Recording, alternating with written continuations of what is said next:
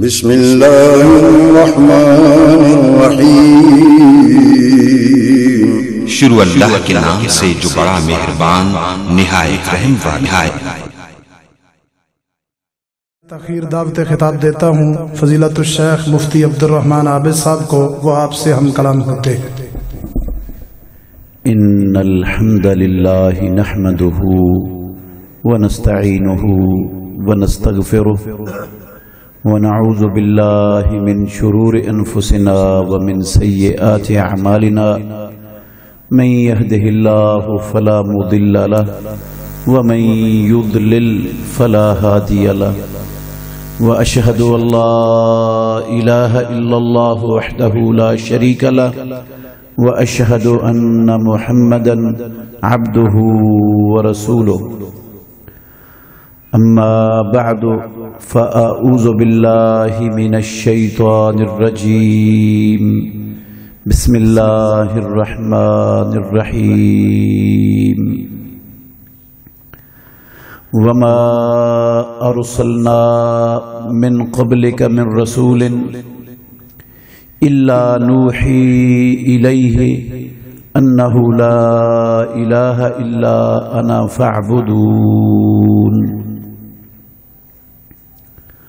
اور نہیں بھیجا ہم نے آپ سے پہلے کوئی رسول مگر ہم نے اس کی طرف وحی کی کہ اللہ کے سوا کوئی عبادت کے لائق نہیں، پس میری ہی عبادت کرو۔ عزیز بھائیوں، قابل احترام بزرگوں،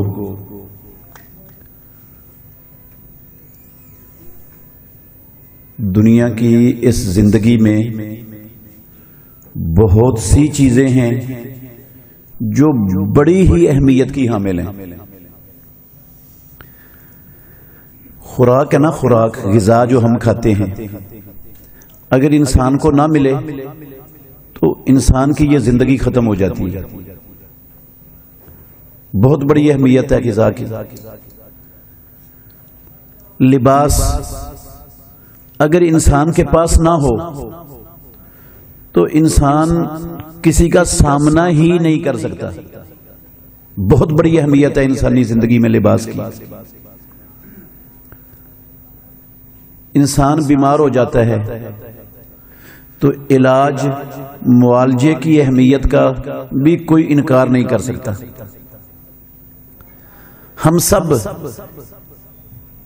ان چیزوں اور ان جیسی بے شمار چیزوں کی اہمیت سے خوب واقف ہیں، مگر میرے بھائیوں، ان سب چیزوں سے دنیا کی ہر شے سے زیادہ قیمتی اور زیادہ اہم جو چیز ہے نا، اس کا آج مسلمان امت کو پتہ ہی نہیں، سرے سے جانتے ہی نہیں۔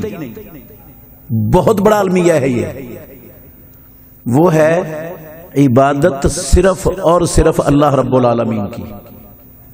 ہر بندہ وہ یہ لفظ بول سکتا ہے کہ اللہ کے سوا کوئی عبادت کے لائق نہیں، عبادت صرف اللہ کی۔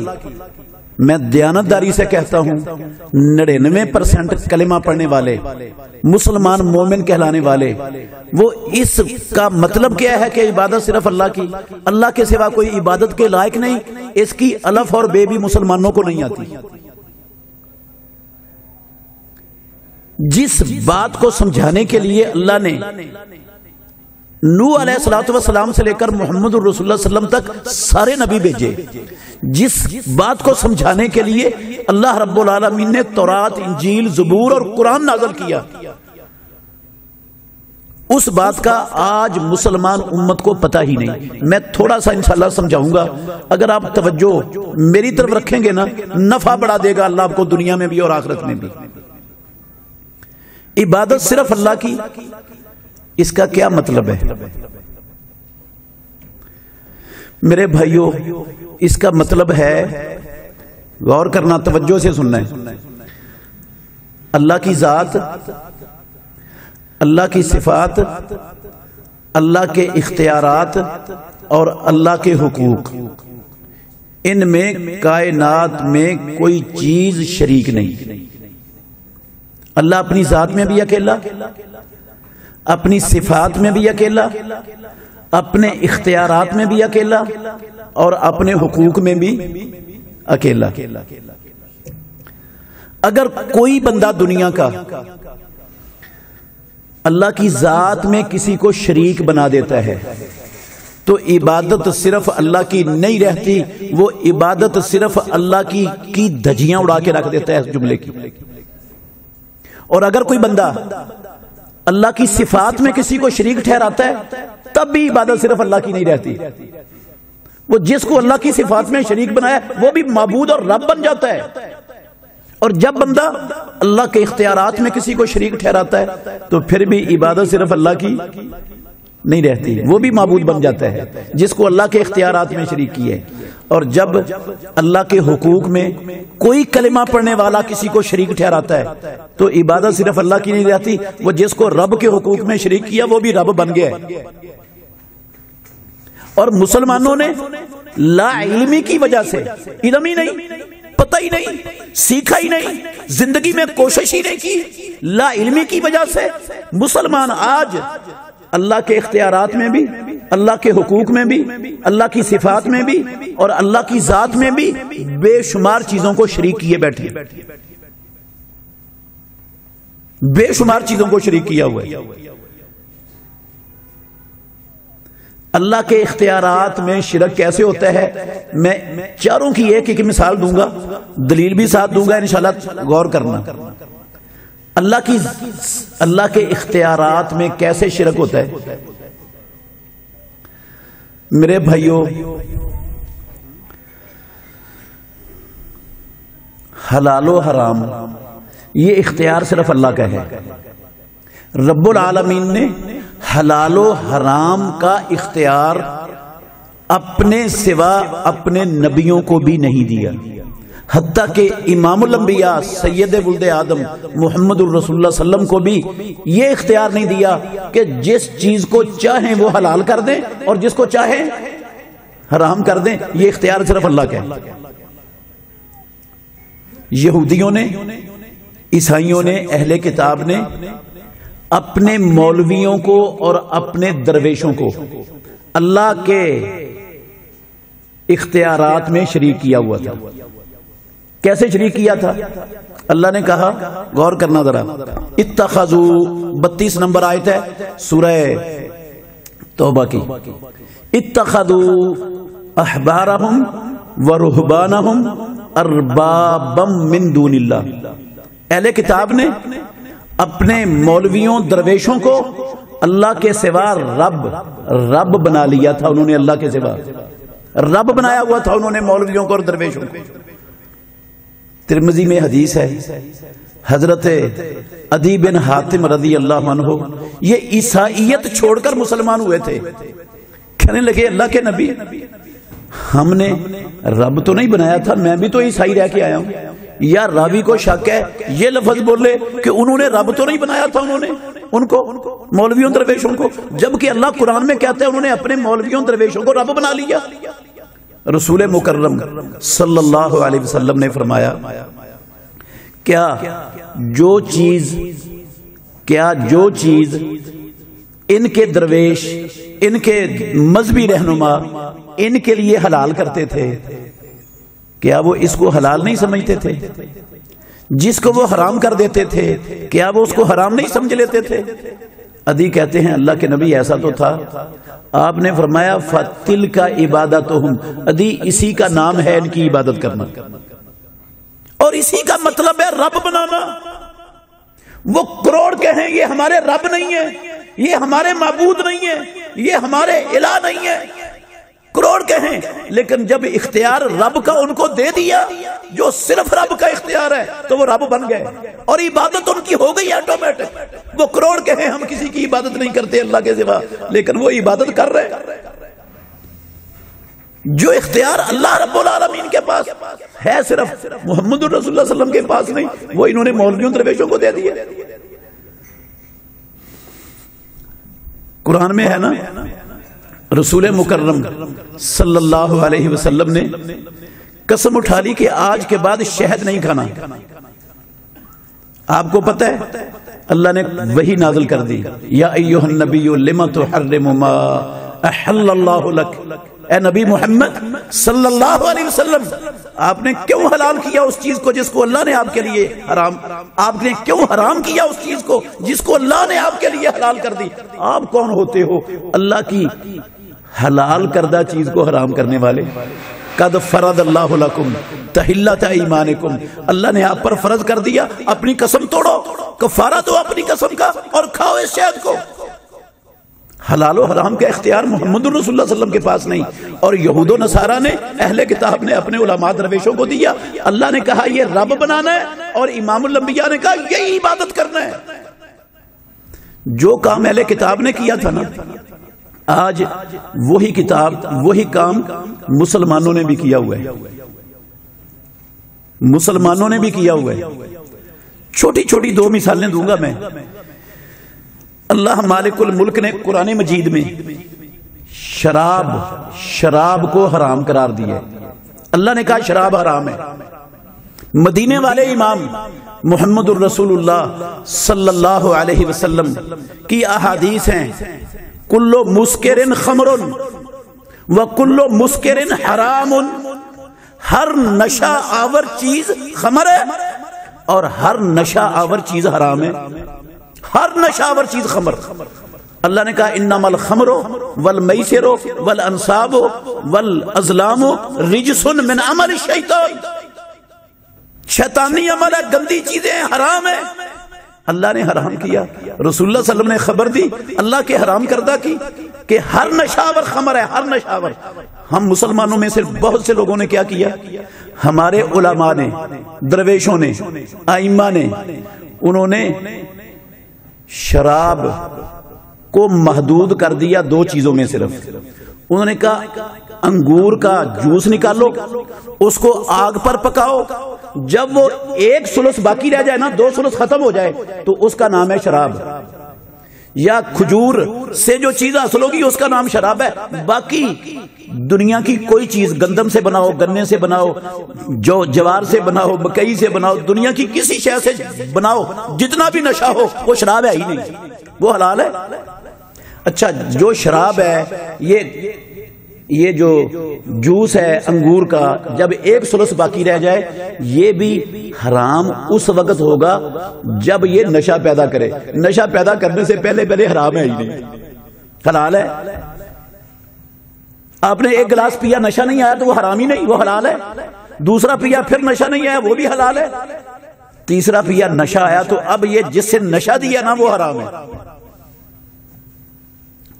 اللہ کی حرام کردہ چیز کو حلال کیا، کتابیں پڑھی پڑھی ہیں، مسلمانوں کی بات کر رہا ہوں جو کہتے ہیں اللہ کے سوا کوئی عبادت کے لائق نہیں۔ انہوں نے اللہ کے مقابلے میں اللہ کے بندوں کی بات کو مان لیا، رب کی بات کو چھوڑ دیا، حرام کو حلال کر لیا، تو یہ عبادت ہو گئی ہے ان کی، یہی رب بنانا ہے۔ کدھر گیا لا الہ الا اللہ، اللہ کے سوا کوئی عبادت کے لائق نہیں، اس کی تو دھجیاں اڑا کے رکھ دی انہوں نے۔ ایک اور مثال دیتا ہوں، اللہ نے سود کو حرام کیا ہے، کوئی شک شبہ نہیں کسی کو سود کے حرام ہونے میں۔ اللہ کو گواہ بنا کے کہتا ہوں مسلمانوں کے کئی بڑے لوگوں نے، علماء نے سود کو حلال قرار دے دیا، مختلف ہیلوں کے ذریعے اس کو حلال بنا دیا۔ ہیلے اختیار کر کے نا، جو ہفتے والے دن مچھلیاں پکڑنے والے ہیلے کرتے تھے، انہی ہیلوں کی بنیاد پر سود کو حلال قرار دیا، اور آج ساری مسلمان امت ان ہیلوں کی بنا پر اس سودی کاروبار کے اندر ملوث ہو چکی ہے اور اس کو اپنائے بیٹھی۔ یہ اسلامی بینک بن چکے ہیں، اسلامی بینک کہتے ہیں، یہ ربا فری بینک ہے۔ یہ سارا جھوٹ ہے، دجل ہے۔ بینک ہو، ربا فری ہو، اسلامی ہو، یہ ناممکن ہے، ہو نہیں سکتا۔ یہ کچھ نام چینج کر دیے، کچھ ٹرمیں چینج کر دی، جس کو دوسرے سارے بینک انٹرسٹ کہتے تھے اس کا نام انہوں نے رینٹ رکھ دیا، اور انٹرسٹ کا نام رینٹ رکھ کر وہ حلال ہو گیا، انٹرسٹ بھی حلال ہو گیا رینٹ کے نام سے۔ انہوں نے کہا تھا ہم نے ہفتے والے دن، اللہ نے ہمیں مچھلیاں پکڑنے سے منع کیا، ہم نے تو اتوار والے دن پکڑی ہیں۔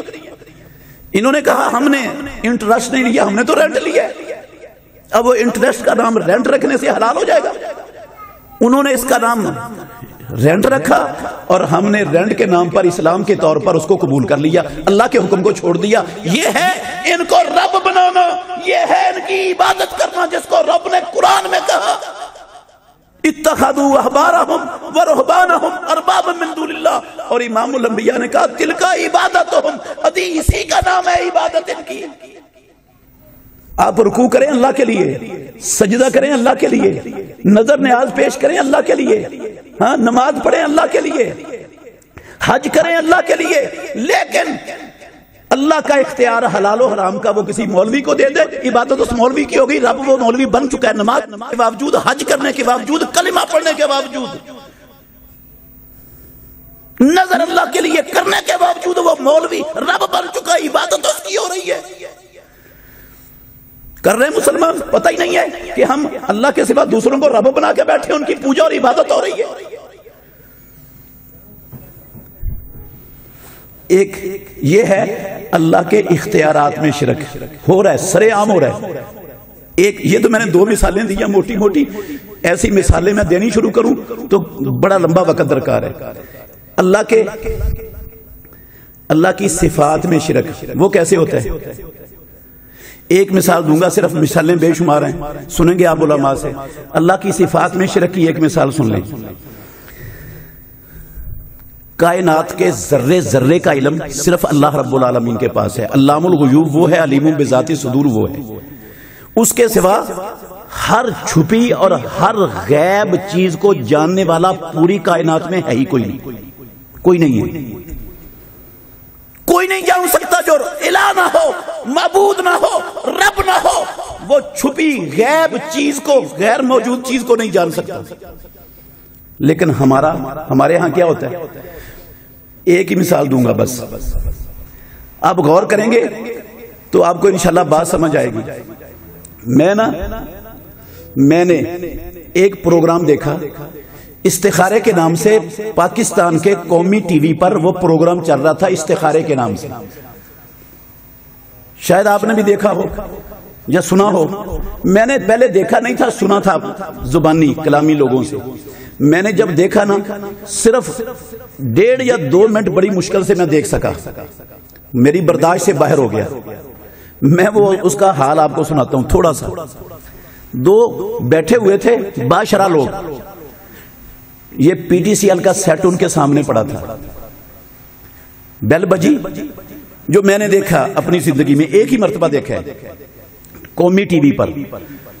ایک نے بیل اٹھا کے، ریسیور اٹھا کے کان سے لگایا، ایک خاتون بول رہی آگے سے، کہتی ہے میرا نام فلانا ہے، میں سندھ کے ڈگری شہر سے بول رہی ہوں، میں آپ کا یہ استخارے کا پروگرام بڑے شوق سے سنتی ہوں، میں یہ پوچھنا چاہتی ہوں کہ ہم نے اپنی بچی کا منگنی کیا، رشتہ کیا ہے ایک جگہ پر، ہمیں یہ بتاؤ یہ رشتہ کامیاب ہوگا یا نہیں کامیاب ہوگا۔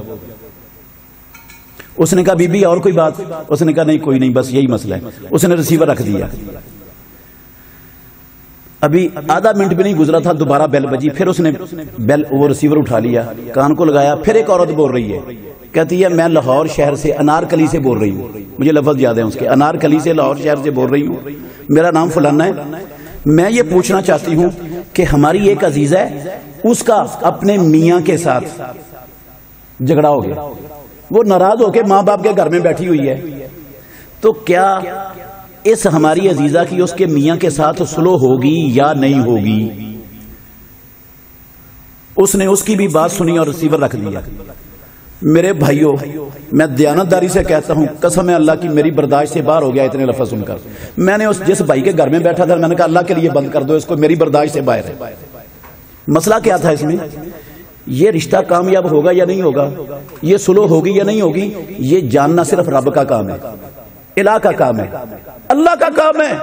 یہ رب کی خصوصیت ہے الہ اور معبود کی، جو اللہ نہ ہو، الہ نہ ہو، رب اور معبود نہ ہو، کعبے کے رب کی قسم ہے وہ نہیں جان سکتا کہ یہ رشتہ کامیاب ہوگا یا نہیں ہوگا۔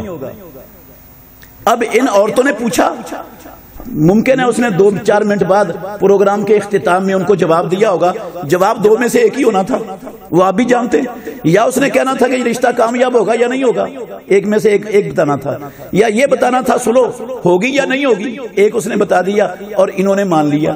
جنہوں نے پوچھ کر یہ بات مان لی انہوں نے ان مولویوں کو اللہ کی قسم رب بنا دیا ہے، الہ بنا دیا، اور یہ عبادت ان مولویوں کی ہو گئی، عبادت صرف رب کی نہیں رہی۔ یہ صرف ٹی وی پر نہیں، آپ کسی ایسے بندے کے پاس جائیں جو آپ کو مستقبل کی خبریں دیتا ہے، آپ کے کاروبار کی ترقی اور ناکامی کی خبریں دیتا ہے، آپ کے گھر کی خوشحالی اور عدم خوشحالی کی خبریں دیتا ہے، اس کی خبر کو پوچھو پھر اس کو تصدیق کرو، تو آپ نے اس کو رب بنا لیا، عبادت اس کی کر دی ہے۔ عبادت صرف سجدہ کرنے کا نام نہیں ہے، عبادت صرف اس کو رب کہنے کا نام نہیں ہے کہ کسی کو رب کہو تو اس کی عبادت ہوتی ہے۔ اب رب نہ کہو، معبود نہ کہو، لیکن جو خصوصیت رب کی ہے وہ خصوصیت اللہ کی مخلوقات میں سے کسی میں مان لو تو وہ ایٹومیٹک رب بن گیا، عبادت اس کی ہو گئی۔ یہ نہیں چلتا۔ میں نے جب سے ہوش سنبھالا ہے نا، اللہ جانتا ہے میں اس وقت کا دیکھتا آ رہا ہوں، جب سے ہوش سنبھالا ہے آج تک ہفتہ وار میگزین چھپتا ہے روز نامچوں کا، سنڈے میگزین اس کو کہتے ہیں، اس میگزین میں آج تک ایک کالم چھپ رہا ہے آدھے صفحے کا، آپ کا یہ ہفتہ کیسے گزرے گا؟ مسلمان پڑھتے ہیں اس کو، آپ کا یہ ہفتہ کیسے گزرے گا؟ کل کیا ہوگا؟ یہ بات اللہ کی قسم محمد الرسول اللہ بھی نہیں جانتے تھے، کل کیا ہوگا؟ اور یہ جو کالم لکھنے والا ہے نا، یہ آپ کو پورا ہفتہ بتا سکتا ہے کہ پورا ہفتہ آئندہ آپ کا کیسے گزرے گا۔ میں وہ پڑھتا ہوں، پڑھ کے اس کے مطابق اپنا سوچ اپنا ذہن بنا لیتا ہوں۔ جب میں نے پڑھ کر اس پر یقین کر لیا، اس کی بات پر، میں نے اس کو رب بنا لیا، وہ رب بن گیا، عبادت اب اس کی ہو رہی ہے، اللہ کی عبادت ختم۔ پتہ ہی نہیں ہم کیا کر رہے ہیں، عبادت رب کی کر رہے ہیں یا انسانوں کی کر رہے ہیں۔ دعویٰ یہ ہے اللہ کے سوا کوئی عبادت کے لائق نہیں، لیکن آج تک اللہ کے سوا کوئی عبادت کے لائق نہیں، اس کا مطلب سمجھنے کی مسلمان عوام نے کوشش ہی نہیں کی سرے سے۔ سرے عام غیر اللہ کی عبادت اور لا الہ الا اللہ، اللہ کے سوا کوئی، بھئی کیا مطلب ہے اللہ کے سوا کوئی عبادت کے لائق نہیں؟ یہی عبادت ہے، اسی کو عبادت کہتے ہیں۔ رب نے قرآن میں کہا الہ ہے، یہ معبود بنانا ہے، امام الانبیاء کہتے ہیں اسی کا نام عبادت ہے۔ اللہ کے اختیارات میں، حقوق میں، اللہ کے صفات میں اور اختیارات کی مثالیں سنی، حقوق کی مثال بھی سن لیں۔ دین بنانا اللہ کا حق ہے۔ دین بنانا کس کا حق ہے؟ اللہ کا حق ہے۔ اللہ نے اپنے نبیوں میں سے کسی نبی کو دین سازی کا حق نہیں دیا، یہ حق الہ کا ہے، معبود کا ہے، رب کا ہے۔ جو رب نہ ہو، معبود اور الہ نہ ہو، وہ دین نہیں بنا سکتا۔ محمد الرسول اللہ صلی اللہ علیہ وسلم بھی دین بنا نہیں سکتے۔ اللہ نے صاف کہا قرآن میں، لو تقول علینا بعض الاقاویل لاخذنا منه بالیمین ثم لقطعنا منه الوتین۔ اگر ہمارا نبی محمد صلی اللہ علیہ وسلم اپنے پاس سے کوئی بات بنائے، اپنے پاس سے بنا کر، ہم نے نہ نازل کی ہو اس پر، اپنے پاس سے بنا کر کہے یہ اللہ کا دین ہے، ہم نے نہ اتاری ہو، لو تقولا کا یہ معنی ہے، لو تقول علینا بعض الاقاویل، بات اپنی ہو، بنائی خود ہو اور ہمارے ذمہ لگا دے کہ یہ اللہ کا دین ہے۔ محمد الرسول اللہ اگر ایسے کریں، لاخذنا منہ بالیمین، ہم سیدھے ہاتھ سے پکڑیں گے، ثم لقطعنا منہ الوتین، پھر آپ کی شارک کاٹ کے رکھ دیں گے۔ ہوتے کون ہیں یہ؟ اپنے پاس سے بنانے والے۔ محمد الرسول اللہ صلی اللہ علیہ وسلم کا کام میرے محترم بھائیوں دین بنانا نہیں تھا، اللہ کا بنا بنایا دین اللہ کے بندوں تک پہنچانا آپ کا کام تھا۔ آپ نے پہنچانے کا حق ادا کر دیا، اس میں سے ایک ذرے کے کروڑویں حصے کے برابر کوئی چیز چھپا کے نہیں رکھی، سارا حق پہنچا دیا محمد الرسول اللہ صلی اللہ علیہ وسلم نے۔ تو میں جو بتانے لگا ہوں، آپ کو مثال دینے لگا ہوں، دین بنانا اللہ کا حق ہے، رسول اللہ صلی اللہ علیہ وسلم بھی نہیں بنا سکتے، لیکن ہمارے ہاں بے شمار چیزیں ہیں دین کی جو ہم نے لوگوں سے بنوا کر لے لی ہیں اور ان کو دین سمجھ کر ان پر ڈٹے ہوئے ہیں، اور جو ان کو نہیں مانتا اس پر گستاخی کا اور اس پر کفر کا اور شرک کا فتویٰ لگاتے ہے یا نہیں ہے؟ میں بے شمار مثالیں دے سکتا ہوں، صرف ایک مثال دے دیتا ہوں چھوٹی سی، باقی ساری آپ نے خود سمجھ لینی ہے۔ دین محمد الرسول اللہ صلی اللہ علیہ وسلم کی زندگی میں مکمل ہو گیا، آپ کے بعد وحی نہ کسی پر اتری ہے اور نہ قیامت تک اترنے والی ہے، سارا مکمل۔ اس دین میں درود شریف وہ بھی اللہ نے اتار دیا، وہ بھی درود بھی مکمل ہو گیا۔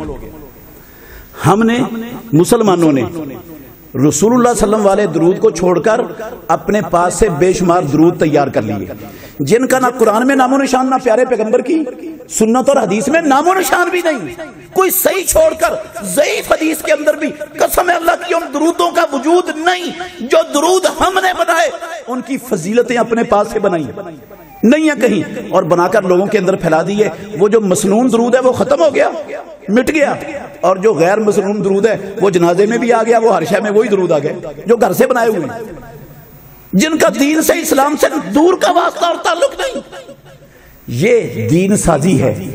اذان سے پہلے درود پڑھا جاتا ہے ہمارے معاشروں میں، یہ درود جو اذان سے پہلے پڑھا جاتا ہے، کوئی عالم دنیا کا، کوئی مائی کا لال مجھے کسی ضعیف حدیث میں دکھا دے منہ مانگا انعام دوں گا یہ بڑا درود، صحیح نہیں، ضعیف حدیث میں دکھا دے، ہے ہی نہیں۔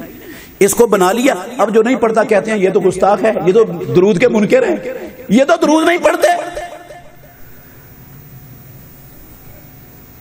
بنا لی۔ اب جس نے یہ درود بنایا، ایک بندے نے بنایا، ہم سب نے پڑھنا شروع کر دیا، تو اس نے بنایا، اس کو رب بنا لیا کہ نہیں بنایا؟ عبادت اس کی ہو رہی ہے یا آسمانوں والے رب کی ہو رہی ہے؟ کس کی عبادت ہو رہی ہے؟ رب کا اختیار جس کو دے دیا، عبادت اس کی ہو گئی، معبود الہ وہ بن گیا۔ بے شک آپ نہ کہیں، اس کو رب نہ بھی کہیں تو عبادت اس کی ہو گئی ہے۔ اور اللہ کی ذات میں شرک کیسے ہوتا ہے؟ ختم ہو گئی میری بات، علماء ماشاءاللہ بیٹھے ہوئے ہیں۔ اللہ کی ذات میں شرک کیسے ہوتا ہے؟ کسی کو اللہ کا بیٹا بنا دیا، جس طرح یہودیوں عیسائیوں نے عزیر اور عیسیٰ علیہ السلام کو اللہ کا بیٹا بنایا، فرشتوں کو اللہ کی بیٹیاں بنا دیا مشرکین مکہ نے، کئی عیسائیوں نے عیسیٰ علیہ السلام کو اللہ ہی بنا دیا۔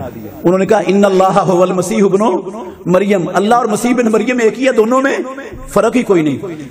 انہوں نے کہا ابن اللہ، ہم نے کہا نور من نور اللہ۔ انہوں نے کہا ان اللہ هو المسیح ابن مریم، جو اللہ ہے وہی مسیح بن مریم، کوئی فرق نہیں۔ ہم نے کہا وہی جو مستوی عرش تھا خدا ہو کر مدینے میں اتر پڑا مصطفیٰ ہو کر۔ فرق کیا ہے؟ اگر یہودی عیسائی کریں وہ کافر بن جائیں، وہ مشرک ہو جائیں، اور وہی کام وہی عقیدہ مسلمان کلمہ پڑھنے والے اختیار کریں تو رب کی عبادت ہو جائے۔ اب جس کو اللہ کا جز بنا دیا، وہ عبادت صرف اللہ کی رہ ہی نہیں گئی، وہاں پر کدھر گئی صرف عبادت اللہ کی؟ وہ تو اللہ کی اولاد بن گئی۔ اولاد اور جو باپ ہوتا ہے وہ ایک جنس ہوتے ہیں، ایک ہی چیز ہے۔ اب عیسیٰ علیہ السلام کی بھی عبادت ہو رہی ہے، اور موسیٰ اپنا عزیر علیہ السلام کی بھی عبادت ہو رہی ہے، فرشتوں کی بھی عبادت ہو رہی ہے، جنوں کی بھی عبادت ہو رہی ہے، سب کی عبادت ہو رہی ہے، اور کہتے ہیں عبادت اللہ کے سوا کسی کو عبادت کے لائق ہی نہیں۔ پتہ ہی نہیں عبادت کا مطلب کیا ہے، کبھی سمجھنے کی کوشش ہی نہیں کی کہ عبادت کہتے ہیں کس کو ہے۔ پھر سمجھ لو، اللہ کی ذات میں کسی کو شریک کرنا یہ اللہ کی عبادت میں شرک ہے، اللہ کی صفات میں کسی کو شریک کرنا یہ اللہ کی عبادت میں شرک ہے، اللہ کے اختیارات میں کسی کو شریک کرنا یہ اللہ کی عبادت میں شرک ہے، اور اللہ کے حقوق میں کسی کو شریک کرنا یہ اللہ کی عبادت میں شرک ہے۔ اور عبادت میں ایک ذرہ برابر شرک کی ملاوٹ ہو گئی تو زندگی کی ساری نیکیاں برباد ہیں، سب کچھ رائے گا، سب کچھ رائے گا ہے۔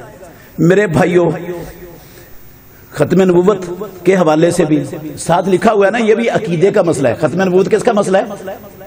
کس کا مسئلہ ہے؟ عقیدے کا، اسلام کے عقیدے کا مسئلہ ہے۔ ہمیں نہیں پتا کہ عقیدے کا مسئلہ ہے۔ ایک بندہ اللہ پر ایمان رکھتا ہے، کہتا ہے اللہ ہمارا رب ہے، اللہ کے سارے نبیوں کو مانتا ہے، سارے نبی اللہ کے نبی ہیں، محمد الرسول اللہ صلی اللہ علیہ وسلم بھی اللہ کے نبی ہیں، مانتا ہے وہ، اور کلمہ بھی لا الہ الا اللہ محمد الرسول اللہ بھی پڑھتا ہے۔ توجہ کرنا ذرا، اللہ کو رب مانتا ہے، اللہ کے نبیوں پر ایمان رکھتا ہے، اللہ کی کتابوں پر ایمان رکھتا ہے، فرشتوں پر ایمان رکھتا ہے، اچھی بری تقدیر پر ایمان رکھتا ہے، قیامت کے دن پر ایمان رکھتا ہے، سمجھ آئی؟ لیکن مسلمانوں والی اذان بھی پڑھتا ہے، مسلمانوں والی اذان بھی پڑھتا ہے اور مسلمانوں والی نماز بھی پڑھتا ہے، مگر وہ محمد الرسول اللہ صلی اللہ علیہ وسلم کو اللہ کا نبی مانتا ہے، خاتم النبیین نہیں مانتا۔ نبی مانتا ہے لیکن خاتم النبیین نہیں مانتا۔ اس نے محمد الرسول اللہ صلی اللہ علیہ وسلم کی ختم نبوت کا انکار کر کے عقیدہ توحید کی دھجیاں اڑا دی۔ اس کا اللہ پر ایمان، نبیوں پر ایمان، فرشتوں پر ایمان، کتابوں پر ایمان، آخرت پر ایمان، اچھی بری تقدیر پر ایمان سارا اڑ گیا ہوا میں جب اس نے محمد الرسول اللہ صلی اللہ علیہ وسلم کو مان کر آپ کی ختم نبوت کا انکار کر دیا۔ جو خاتم النبی نہیں مانتا وہ مرتد ہے، اور جو مرتد ہے اسلام میں اس کی سزا ہوتی ہے واجب القتل۔ مرتد کی سزا کیا ہوتی ہے؟ واجب القتل۔ لیکن قتل کرنا ریاست کی اور حکومت کی ذمہ داری ہوتی ہے، یہ عوام کی ذمہ داری نہیں ہے۔ ان کو قتل، مرتدین کو، ان ختم نبوت کے منکروں کو حکومت نہیں کرتی، جواب دے رب کی عدالت میں وہ ہوگی، پکڑی جائے گی، بچیں گے نہیں، یہ رب کی عدالت میں جواب دینا پڑے گا اس کا انہیں۔ اور ہم چونکہ ہمارے اختیار میں نہیں، بس میں نہیں ان کو قتل کرنا، ہم ایسے قادیانیوں کے ساتھ سوشل بائیکاٹ کر سکتے ہیں، یہ ہمارے بس میں۔ سوشل بائیکاٹ کرنا ہر مسلمان پر فرض ہے، قادیانیوں سے مکمل۔